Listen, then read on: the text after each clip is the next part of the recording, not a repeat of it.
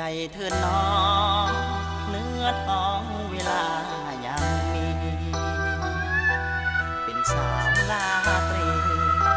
ให้เขาเสยสมสิ้นต้องมาเสียค่าศักดิ์ศรีทับผมจมดินชีวิตจะสิ้น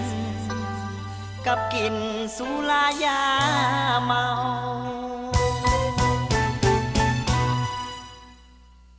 เจ้าเอาห่างกา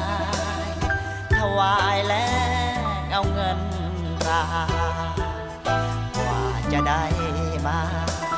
มันซ้ำอุลาอับเศร้า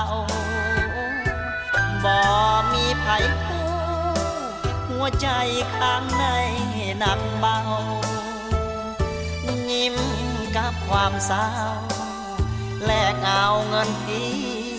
ต้องทรัพย์สินได้มาบ่คุ้ม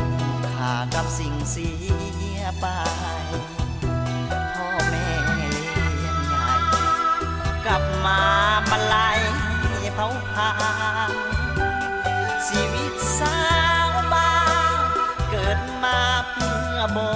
ริการอยู่อย่างทรมานหรือความต้องการเต็มใจ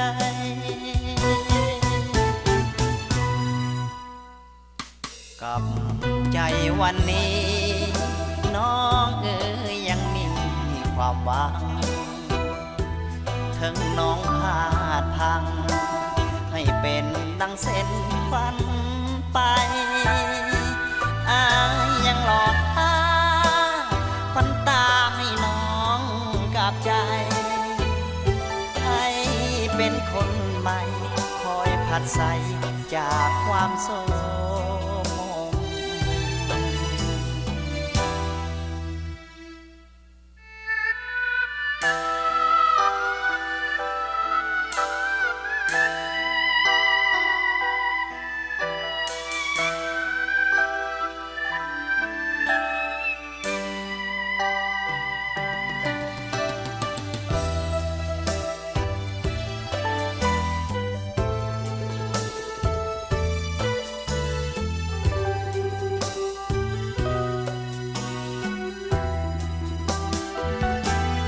ทรัพย์สินได้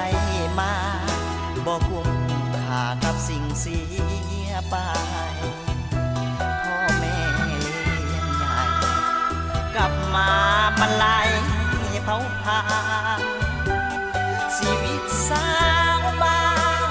เกิดมาเพื่อบริการอยู่อย่างทรมานหรือความต้องการเต็มใจ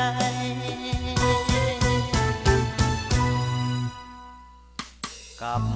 ใจวันนี้น้องยังมีความหวังถึงน้องพลาดพังให้เป็นดังเส้นฝันไป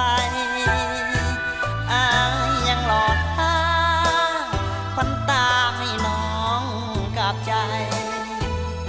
ให้เป็นคนใหม่คอยผัดใส